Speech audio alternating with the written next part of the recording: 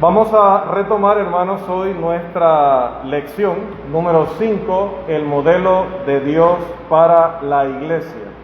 Sí, ya se encargan de eso. El modelo de Dios para la iglesia, donde hemos estado analizando a través de varios textos bíblicos lo que debe creer, lo que debe enseñar, lo que debe practicar una iglesia que esté dando gloria a Dios en cuanto a la doctrina o en cuanto a la enseñanza. Vamos a ubicarnos donde quedamos la última vez.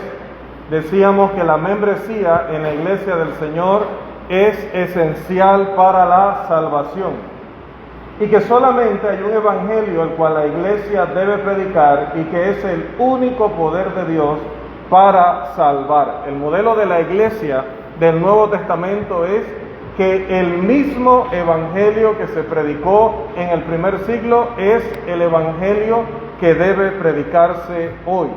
Si vamos a la carta a los Gálatas, recordemos por favor ese pasaje de Gálatas capítulo 1, los versículos 6 al 9, por favor. Estoy maravillado de que tan pronto os hayáis alejado del que os llamó por la gracia de Cristo, para seguir un evangelio diferente. No que haya otro, sino que hay algunos que os perturban y quieren pervertir el evangelio de Cristo. Mas si aún nosotros, o un ángel del cielo, os anunciare otro evangelio diferente del que os hemos anunciado, sea anatema. Como antes hemos dicho, también ahora lo repito: si alguno os predica diferente evangelio del que habéis recibido, sea anatema. Note que los verbos que utiliza Pablo para hablar acerca del verdadero evangelio, todos están en pasado. Si les anunciare otro evangelio diferente del que os hemos anunciado, pasado. Como antes lo hemos dicho, lo repetimos: si le predican un evangelio diferente del que habéis recibido, sea anatema. Amados, estamos hablando de aproximadamente la mitad, solamente había transcurrido la mitad del primer siglo. Y ya el apóstol Pablo en ese momento estaba diciendo que el evangelio auténtico ya había sido recibido. Por eso es que no puede ningún grupo religioso, mucho menos la iglesia del Señor, agregar, quitar, modificar, actualizar, porque el apóstol Pablo no deja duda alguna acerca de que el mensaje de las buenas nuevas ya estaba definido. La auténtica iglesia del Nuevo Testamento predica exactamente el mismo plan de salvación que el apóstol Pablo le predicó a estos Gálatas, que le predicó a los corintios, que le predicó a los macedonios, que le predicó a todos en todas partes. El mismo evangelio que también predicaba Pedro, que también predicaban los demás apóstoles, porque va luego a decir al final del capítulo 1 e inicio del capítulo 2 que él visitó en Jerusalén a los ancianos, visitó a Jacobo, visitó a los apóstoles y que les dieron la diestra en señal de compañerismo, porque él no había corrido en vano. El mismo evangelio que Jesús le había revelado a él, ahora que ya Jesús había resucitado y había ascendido al cielo, era el mismo evangelio que Cristo les había revelado en vida a sus apóstoles, los que le siguieron desde el bautismo de Juan en adelante. El mismo evangelio, el mismo entrenamiento y el mismo Espíritu Santo capacitando a los 12 como capacitando también al apóstol Pablo cuando Dios le llamó para esta labor. Por lo tanto, ni siquiera cuando el Espíritu llamó a Saulo de Tarso, cuando se le predicó y obedeció, y luego se le llamó para servir como apóstol allá, cuando era miembro ya de la iglesia en Antioquía, no se le entregó a él un evangelio renovado. No se le dijo: mira, te vamos a dar esto, pero esto está actualizado. Esto va a ser diferente a lo que Pedro predicó allá en Hechos 2. No, fue el mismo evangelio. Pero era un evangelio válido solamente para el primer siglo, válido solamente mientras que vivían los apóstoles. No, porque Apocalipsis dice que los mensajeros de Dios predican el evangelio eterno. Es un evangelio que a pesar del tiempo, a pesar de la cantidad de personas que lo pueda escuchar durante muchísimos años, a pesar de que cambien los instrumentos o los medios, siempre va a ser el mismo evangelio. Únicamente el mensaje que predicaron los apóstoles en Hechos 2 es el poder de Dios para salvación de la humanidad. Cualquier evangelio diluido, cualquier evangelio reforzado, reformado o actualizado, ¿qué dice que va a traer a la persona que lo predica? Y obviamente al que lo cree y lo obedece, maldición, sea anatema. Así que otra de las características de la iglesia del Nuevo Testamento es que ella cree y predica el mismo evangelio que se predicaba en el primer siglo. 19. Entre todas las características que estamos analizando del modelo de Dios para la iglesia, estamos llegando ya al final de esta lección. Todos deben andar según la misma regla si se quiere preservar la unidad bíblica. Y vamos a leer los pasajes que hemos considerado en este punto, por favor. En primer lugar, vamos a la carta a los Filipenses y vemos lo que Pablo escribió a la iglesia en Filipos, capítulo 3 de Filipenses, versículo 16. Filipenses 3:16. Pero en aquello a que hemos llegado, sigamos una misma regla, sintamos una misma cosa. Otra vez, no solamente el evangelio tenía que ser el mismo cuando lo predicó Pedro, cuando lo predicó Pablo y cuando se siguió predicando y se ha seguido predicando hasta nuestros días, sino que además,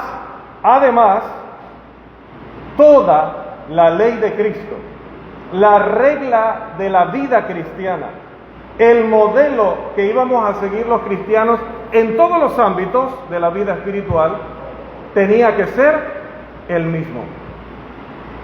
Trátese de estadounidenses, de chinos, de rusos o panameños.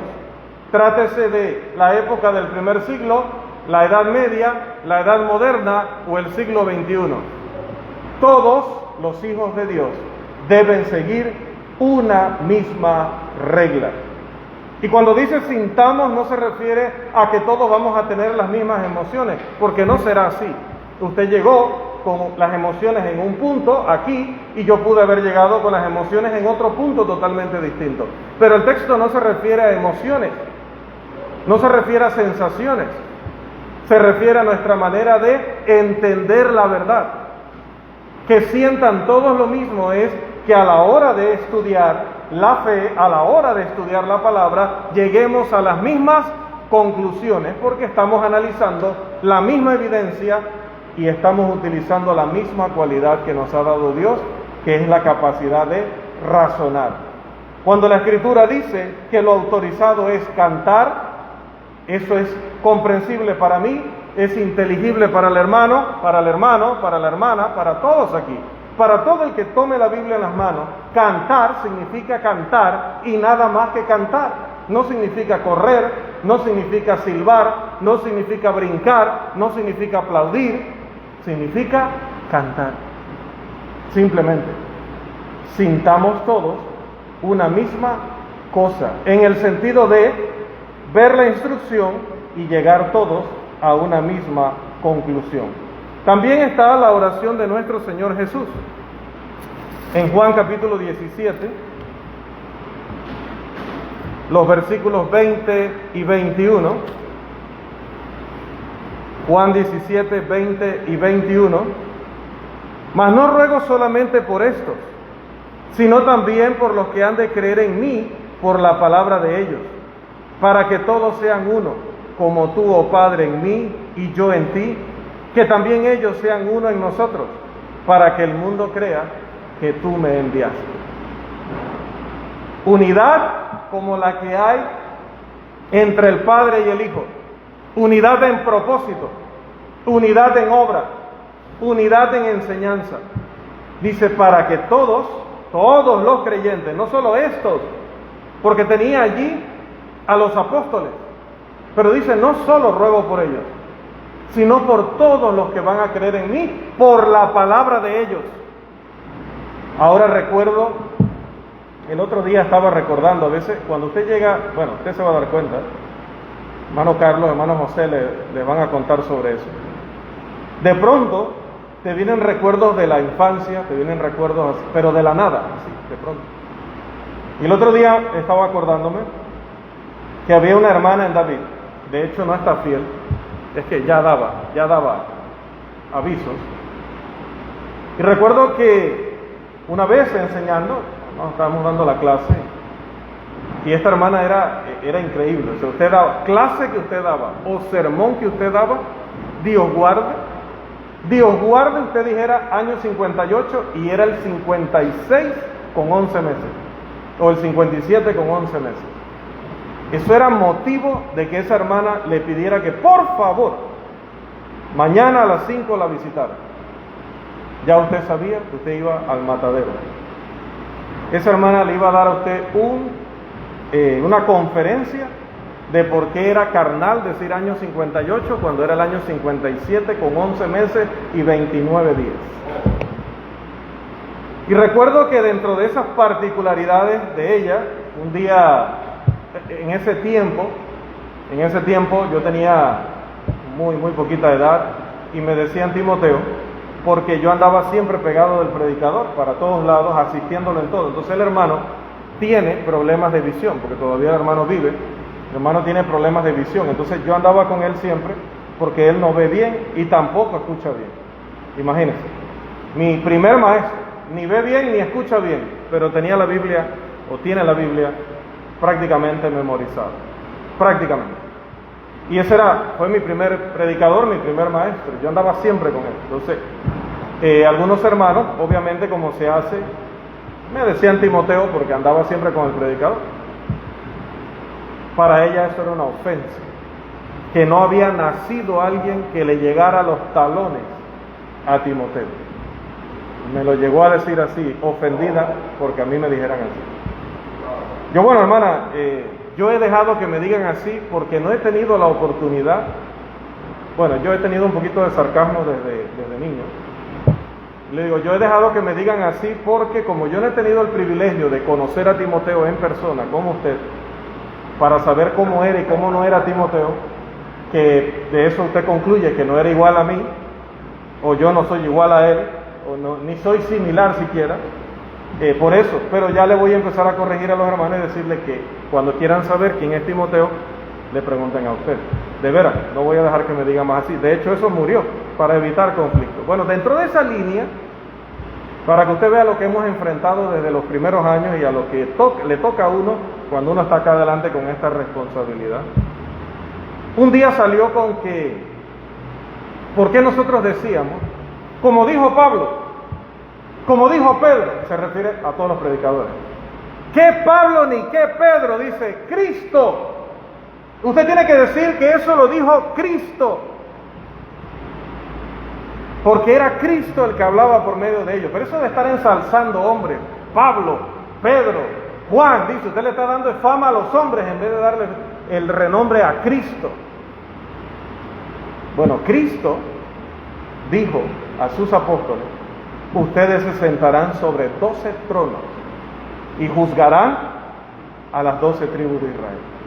Y no se estaba refiriendo a los judíos, se estaba refiriendo al pueblo de Dios compuesto por todos, porque en Cristo no hay judío ni gentil, no hay hombre ni mujer, no hay esclavo ni libre, no hay extranjero ni advenedizo, todos sois uno en Cristo. Gálatas 3:28. Así que cuando dice que se sentarían en 12 tronos a juzgar a las 12 tribus de Israel, se refiere al pueblo de Dios. Entonces, le decíamos, hermana, ellos, aunque no viven ya, a través de lo que escribieron y de lo que predicaron, juzgan al pueblo de Dios, porque ese trono que les dio Cristo no se los va a quitar a usted. Paola se llama. El trono que Cristo les dio a ellos, no es usted la que se los va a quitar. Con su permiso y su perdón, no es usted la que le va a quitar eso. Fue Jesús quien dijo, ustedes van a atar y van a desatar. Fue Jesús el que dijo, que ellos iban a tener las llaves del reino de los cielos. Bueno, es lo mismo con la doctrina y con la ley de Cristo. Nosotros, dice que hemos llegado a creer en Cristo, y mire que lo estaba diciendo en la oración, debido a la palabra de ellos. Mire que no dice en ese contexto mi palabra, aunque obvio que es la palabra de Cristo, porque es Cristo quien se la revela a los apóstoles. Pero no podemos quitar a los apóstoles de en medio, no podemos menospreciarlos, ni podemos ponerlos al mismo nivel que nosotros, porque Cristo no lo hizo. Cristo dijo, van a creer en mí por o a través de la palabra de ellos. Ahora imagínense decir uno, la palabra del apóstol Pablo, esa hermana le daba una embolia. Si solo con decir, escribió Pablo, escribió tal, se molestaba. Ahora imagínense que uno diga, yo creí por la palabra de Pablo, yo creí por la palabra de Juan, yo creí por la palabra de Pedro. Amados, ellos eran algo que nosotros ninguno somos ni podemos ser. Ellos eran apóstoles. Aparte que eran apóstoles, eran algo que a veces he escuchado por ahí, que algunos se lo aplican, no aquí, pero no es correcto, ya lo escuchábamos en un audio, o lo explicábamos en un audio, embajadores del reino de los cielos. Ningún predicador ni maestro puede ser embajador de Cristo, porque el embajador, cuando firma, tiene la misma autoridad que el rey, que aquel gobierno que él representa. Por eso pudo decir Pablo allá en 1 Corintios 14, 37, si alguno se cree profeta o espiritual, reconozca que lo que os escribo son mandamientos del Señor. Ese era un embajador, porque si ese decía, en cuanto a la ofrenda para los santos, recójanla los domingos y no otro día, eso había que cumplirlo. Si ese decía, vuestras mujeres callen en las congregaciones y no les es permitido hablar, en el sentido de exponer, de tener autoridad, de poder levantar su manito para decidir los asuntos de la iglesia. Eso está prohibido. No puede ejercer dominio sobre el varón. Imagínense una congregación donde haya 20 hermanas y 3 varones. Según algunos desviados de la fe, hay que decidir por voto. Donde hay 20 mujeres y 3 varones, las mujeres dicen, este es el rumbo. 20 mujeres dicen, este es el rumbo. 3 varones dicen, no. Pues según estos desviados de la fe, en esa iglesia habría que hacer, debido al sistema democrático desconocido por la Biblia, habría que hacer lo que esas mujeres dicen. ¿Y qué pasa si en 20 votaciones esas 20 mujeres están de acuerdo? Y en esas 20 votaciones los varones no están de acuerdo. Según ese sistema diabólico, humano, secular, ¿quién dirigiría esa iglesia? Las hermanas. Pero Pablo dijo que está prohibido que ustedes ejerzan dominio sobre el varón. ¿Y qué sería el hecho de que las mujeres pudieran levantar su mano y decidir asuntos de la iglesia? Disciplinas, de qué color se pinta, qué horario tenemos, si se hace la adoración o no, si se invita a un predicador o no, si se resuelve un problema o no. Si la mujer pudiera decidir esas cosas a través de su voto, ¿qué estaría haciendo? ¿Qué estaría haciendo la mujer si yo tuviera que hacer lo que esas 20 mujeres deciden? Ellas estarían ejerciendo autoridad, porque el que decide, mire cómo nosotros a veces separamos la lógica de lo que hacemos. Si 20 mujeres deciden hacer algo, ellas tienen poder de decisión, pero ¿quién tiene poder de decisión? En cualquier ámbito. ¿Quién tiene poder de decisión en el hogar? El padre de familia. ¿Quién tiene poder de decisión en un país? El gobierno. ¿Quién tiene poder de decisión en una escuela? Los maestros y el director.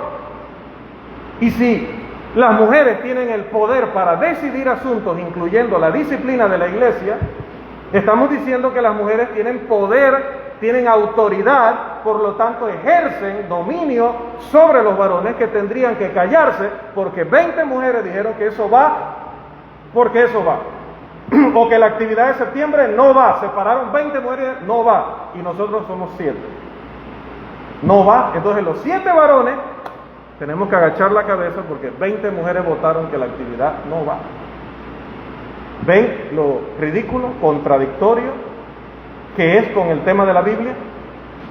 ¿Cómo podrían llamarse esos varones cabeza, como dice 1 Corintios 11, si ellos van detrás como la cola? Porque les tocaría ir detrás como la cola siempre. Y esa proporción existe. Yo estuve en una congregación donde eran más hermanas que varones. Esa proporción existe. Y en esa congregación se decide de esa manera. Es más, esa congregación tuvo la desfachatez, pero darán cuenta Dios ellos allá, de cortar relación con todas las demás donde los varones deciden. Solo les ha faltado poner allá afuera Iglesia Democrática de Cristo, para distinguirse pues de todas las que seguimos el modelo monárquico. El modelo monárquico es donde aquí se hace lo que el rey dice. Aquí se hace lo que el rey dice. Allá no, allá se hace lo que las reinas dicen. Entonces, hermanos, el modelo de Dios no se puede cambiar, ni nosotros podemos tomar un modelo y en otro lugar decidir tomar un modelo diferente. Digo, pueden hacerlo, en la práctica una congregación puede decidir empezar a utilizar instrumentos de música o poner a las hermanas a predicar, que también poco le falta, ¿no? El día que esas 15 mujeres de esa congregación decidan que pueden empezar a predicar, se acabó todo. El día que decidan que se puede recoger el diezmo o hay que guardar el sábado, se acabó todo. El modelo de Dios para la iglesia es el modelo que está gobernado por Cristo y que está gobernado por los apóstoles, quienes dijo, no permito, no solo enseñar, mire que nada más nos quedamos con esa parte, cuando hablamos de las hermanas no pueden enseñar a los varones, pero hay otra segunda parte, dice no puede ejercer dominio. Y si usted dice, a partir de hoy el hermano Carlos queda fuera de comunión, disciplinado, usted está ejerciendo dominio. ¿O qué me dice eso? Que eso es una sugerencia. Si usted dice, a partir de hoy el hermano Carlos queda disciplinado, eso es dominio, autoridad, poder de decisión. Si eso estuviera en manos de las hermanas, juntamente y en igualdad de condiciones con los varones, entonces se estaría rompiendo el modelo que dice, no le permito ejercer dominio. No se lo permito. Y lo dice uno que está en uno de esos 12 tronos para juzgar a las iglesias del Señor. Amados, dice que solamente si nosotros mantenemos la unidad, que la unidad, ¿cómo se mantiene? ¿Cómo se hace para que todas las iglesias caminen en la verdad, o todos los grupos religiosos que llevan ese nombre realmente lleguen a ser la iglesia del Señor y caminen en la unidad que pedía el Señor? El mismo texto lo dice, obedeciendo las instrucciones de ¿quiénes? De los apóstoles. Es sencillo. Es sencillo, y le digo siempre a las personas en el evangelismo, pero es que nunca las iglesias se van a poner de acuerdo, porque nunca van a aceptar que hay que someterse o hay que sujetarse a la autoridad de los apóstoles. Porque si tan solo dijéramos, reconozco que la autoridad de Cristo se ejerce en la iglesia a través de los apóstoles, se acaba la desunión. ¿Por qué? O la división. ¿Por qué? Porque solo vamos a ofrendar como lo ordenaron los apóstoles. Porque solo vamos a alabar como lo ordenaron los apóstoles. Porque solamente va a predicar quien lo haya ordenado, el apóstol. ¿Qué hacía la iglesia del primer siglo? Recién convertida, eran bebés en Cristo. ¿Pero qué hacían? ¿Qué los caracterizaba? Y perseveraban. ¿Qué era lo primero? Y perseveraban en la doctrina de los apóstoles. Hechos 2:42. Los que recibieron su palabra fueron bautizados y se añadieron aquel día como 3,000 personas y perseveraban en la doctrina de los apóstoles. Dice de Cristo, no dice de Cristo, dice en la doctrina de los apóstoles, porque era lo mismo. Dice Jesús en su promesa a los discípulos, el Espíritu Santo tomará lo mío y os lo hará saber. No hablaréis por vuestra propia cuenta, sino lo que Él les dé para hablar. Y Él tomará de lo mío y os lo hará saber. Y les recordará todo lo que les he enseñado. Entonces, hablar de la doctrina de Pedro era hablar de la doctrina de Cristo, porque el Espíritu no le iba a revelar algo diferente. Hablar de la doctrina de Pablo era hablar de la doctrina de Cristo, porque el Espíritu no le iba a revelar a Pablo otra cosa distinta a la doctrina de Cristo. Por eso dice, perseveraban en la doctrina de los apóstoles. Perseveraban en lo que enseñaban los apóstoles. Esa es una marca distintiva de la iglesia del Nuevo Testamento. Que no puede haber iglesia del Nuevo Testamento hoy, ¿por qué no? Si simplemente lo que hay que hacer es perseverar en la doctrina de los apóstoles. ¿Cómo adoró la iglesia bajo la instrucción de ellos? ¿Cómo se organizó la iglesia bajo la instrucción de ellos? ¿Cómo era el evangelio de salvación que predicaban ellos? Tome eso y haga lo mismo hoy. Y habrá hoy iglesia del Nuevo Testamento. Sigamos todos una misma regla. 20. La división es aprobada por Dios cuando se trata de separar a los hijos fieles de los rebeldes. Por ejemplo, en el caso de la disciplina, como en 1 Corintios 5, el apóstol Pablo mandó a expulsar, 1 Corintios 5:13, expulsar a ese perverso de entre vosotros. Había un hermano en inmoralidad y encima de estar en inmoralidad estaba en rebeldía. Y Pablo dice, expulsen a ese individuo de entre vosotros. Allí está autorizada la división. Cuando dividimos a la iglesia de los rebeldes, a nosotros humanamente a veces eso nos asusta. Y se los tendré que contar yo a ustedes o explicar a ustedes. A veces nos asusta tener que tomar una decisión con 4, 5, 6, 10 personas, porque dice que estamos dividiendo la iglesia y es un escándalo. Cuando me llamaron algunos hermanos, para no señalar a nadie en particular, me dicen, ¿qué piensa usted? Bueno, casi como lo que me preguntaron el domingo, ¿qué piensa usted de aquella división que se dio en la iglesia? Digo, bueno, hermana, yo he vivido tantas divisiones. Sí, usted ha vivido varias divisiones. Cada vez que se disciplina a un hermano, ese hermano queda dividido del cuerpo de Cristo. ¿Usted se imagina cuántos se habrán dividido del cuerpo de Cristo en más de 25 años que tengo yo de ministerio? ¿Usted se imagina cuántos he visto yo salir disciplinados? Eso no tiene que ver si es uno, o son 20, o son 1000. El que termina disciplinado, termina dividido del cuerpo. Pero esa división, 1 Corintios 5:13, 2 Corintios 2, está autorizada.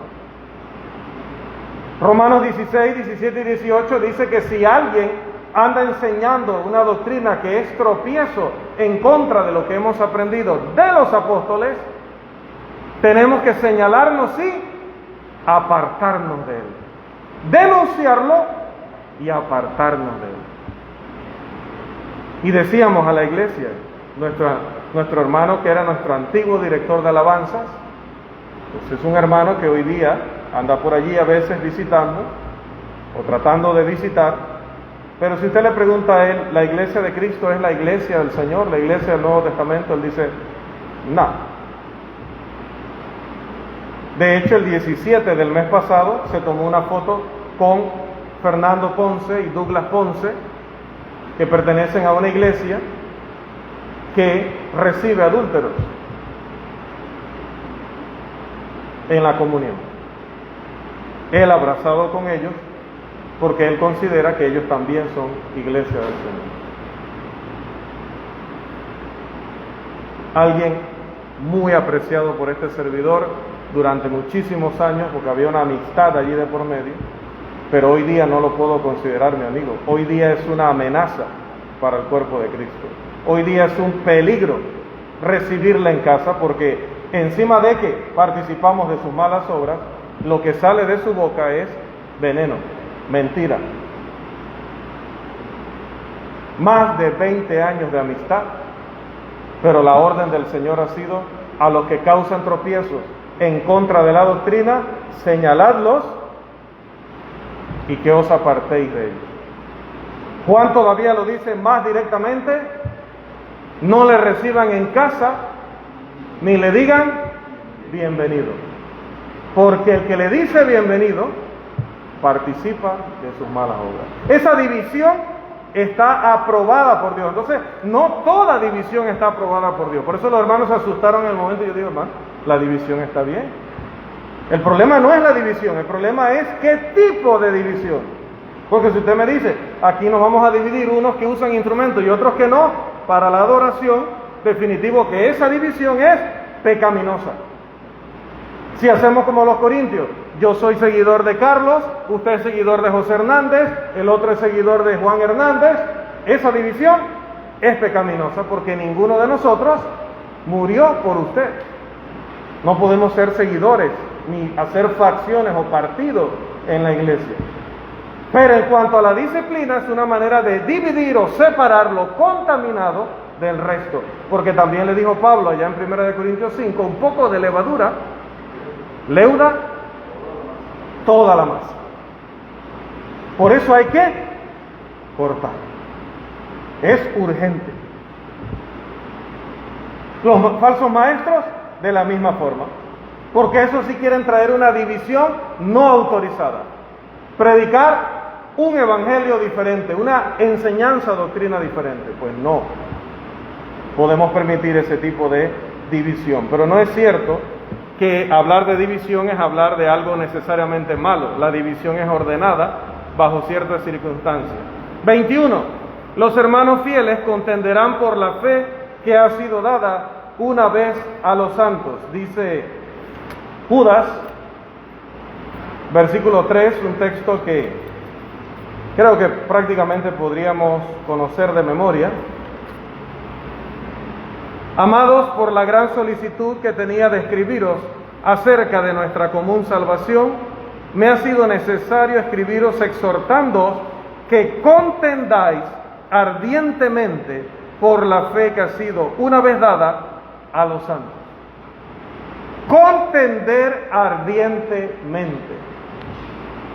Pero hermanos, nuestra sociedad se ha vuelto la sociedad que empezó con él, tu verdad y mi verdad.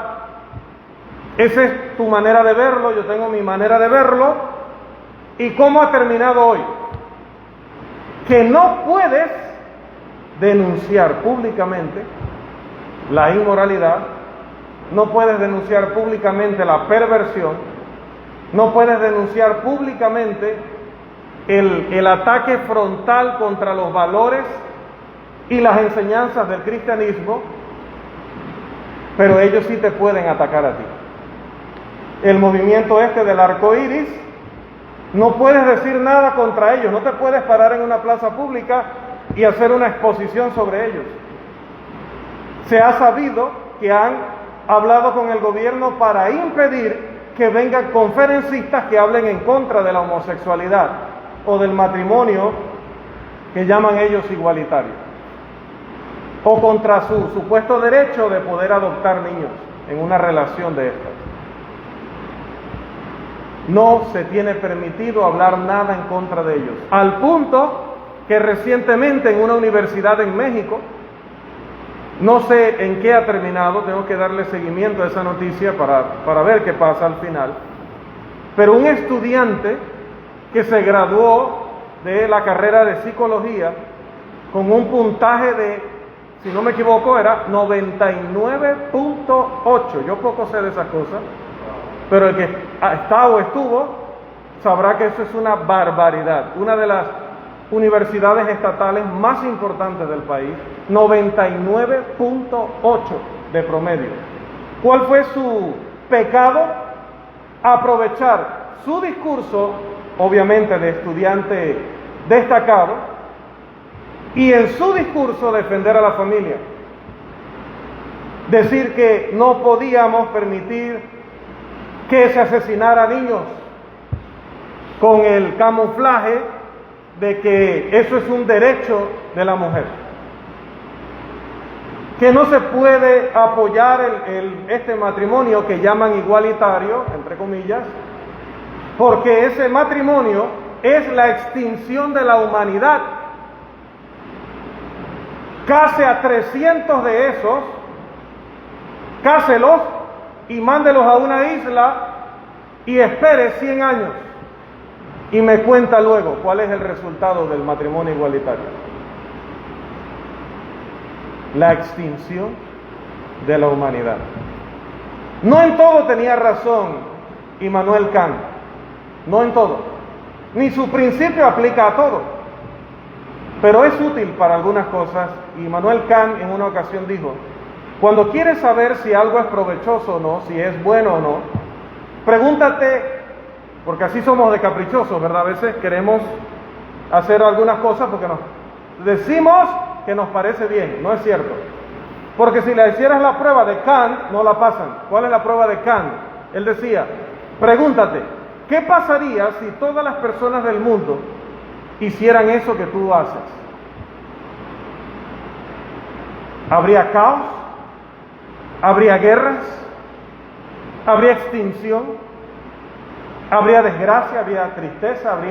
Si los resultados son esos, ya estás viendo que todo lo que uno siembra es lo que uno cosecha, ¿no? Entonces quiere decir que esa acción, si esos son los resultados, no es buena. Cuando una acción es buena, decía Immanuel Kant, la pueden hacer todas las personas en el mundo y el mundo es mejor. Por ejemplo, ¿qué pasaría si todas las personas del mundo obedecieran el Evangelio de Cristo? ¿Qué pasaría en el mundo? ¿Eso sería bueno o sería malo para la humanidad? ¿Qué pasaría si todos los padres en el mundo criaran a sus hijos en los principios de la religión cristiana? ¿Cuál sería el resultado? ¿Resultados buenos o resultados malos? ¿Qué pasaría si todas las personas en el mundo respetaran la institución del matrimonio? ¿Qué pasaría si todos los gobiernos del mundo velaran verdaderamente por los intereses de su pueblo? Y así lo pasa por la prueba de ¿qué pasaría si todo el mundo lo hiciera? ¿Qué pasaría si todos nos casáramos, hombres con hombres y mujeres con mujeres, y dejamos pasar 100 años o 200 años para que no quede duda? ¿Qué pasaría si todos se casaran, hombre con hombre y mujer con mujer? Extinción. Entonces, ¿cómo puede ser bueno el matrimonio igualitario si nos llevaría a la extinción? Entonces, a veces el hombre, como dice la Escritura, se le embota el entendimiento, porque en realidad son cosas que independientemente de si creyeran o no en este libro, ya el mismo hombre natural, el hombre que no cuenta con esta revelación o que no la toma en cuenta más bien, lo ha entendido, que estas cosas no pueden llevar a nada bueno. Bueno, estos señores no permiten, se alteraron porque este muchacho dio ese discurso. Y le estaban o le están exigiendo, han hecho protestas como las que se hicieron aquí, grandísimas, violentas incluso, y están llevando a cabo una de estas iniciativas de la página esta que termina en .org, y la han firmado miles de personas para que le quiten el título al joven, al más grande estudiante de psicología que en años recientes ha producido esa universidad, a uno de los mexicanos más capaces y vocacionales de sus universidades. Le están exigiendo este grupito que le retiren sus créditos y le desconozcan su título, y que no pueda ser recibido como profesional en ningún lugar en todo el territorio nacional. por haber dicho que el aborto es asesinato, por haber dicho que el matrimonio igualitario no es matrimonio, por decir que estas ideas son ideas que van en contra de los mejores intereses de la humanidad. Ellos sí pueden hacer eso. Nosotros no podemos ir a esa universidad y exigir que expulsen a todos los que son homosexuales, o a todas las que son lesbianas, o a todos los que hayan abortado o estén a favor del aborto. Pero ellos sí lo hacen, porque también los gobiernos cobardes, mundanos, perversos, les permiten estas cosas. Porque eso es para que el gobierno automáticamente se manifieste y diga: a un estudiante se le evalúa por sus créditos conseguidos de acuerdo a lo que ha estipulado la institución. No porque se haga una protesta y un grupo pida que se le dé un título o se le quite, porque el día de mañana nos da lástima a alguien y hacemos una campaña y le dan el doctorado en filosofía, porque nos dio lástima. Porque si a través de protestas puedes quitarle el título a alguien, a través de protestas se lo podría dar también, porque lo que es bueno para el ganso es bueno para la gansa. Entonces el gobierno no puede permitir una cosa porque estaría abriendo la puerta para la otra. Pero probablemente al final lo permitan y suceda. ¿Por qué? Porque no hay el respeto. ¿Por qué? Por los principios divinos. Y por eso, hermanos, nosotros no nos podemos rendir como iglesia del Señor, porque estamos puestos para eso. Puestos para defender la verdad sin importar las consecuencias. Puestos para defensa del Evangelio, como le he estado diciendo a los jóvenes en nuestro estudio de apologética. Finalmente, amados, el Nuevo Testamento revela la voluntad de Dios con respecto al tipo de adoración que exige Dios. Y el Nuevo Testamento revela la organización, obra, misión y destino de la Iglesia de Cristo. No hacemos nada en adoración que no haya sido revelado por los santos apóstoles de nuestro Señor. Si queremos ser la iglesia que respeta el modelo divino, si queremos verdaderamente respetar el modelo de Dios para la iglesia. Y también, como dice allí el material, Dios es el que ha establecido esto para nuestro funcionamiento en cuanto a la obra y la misión. Quisiéramos hacer tantas cosas, pero no las podemos hacer todas, porque solo debemos y podemos hacer lo que el Señor nos haya autorizado a hacer como iglesia. Quisiéramos usar la ofrenda en muchas cosas humanamente, pero solo la podemos usar en 3 áreas: edificación, evangelismo y benevolencia. Humanamente quisiéramos que, oye, hubiera hermanas que quizás aquí hay, yo sé que aquí hay hermanas que se atreverían a predicar si les diéramos el púlpito, pero no lo podemos hacer porque no está autorizado por Dios. ¿Usted cree que si aquí se recogiera el diezmo, ya yo tuviera una camioneta allá afuera y tuviera una cuenta el doble de como está ahorita? No el doble, 1000 veces más. Pero, aunque eso me beneficiaría a mí en mi bolsillo, no lo podemos hacer porque no lo ha autorizado Dios. Respetemos el modelo de Dios para la iglesia, para seguir siendo la iglesia del Nuevo Testamento. Que el Señor les bendiga.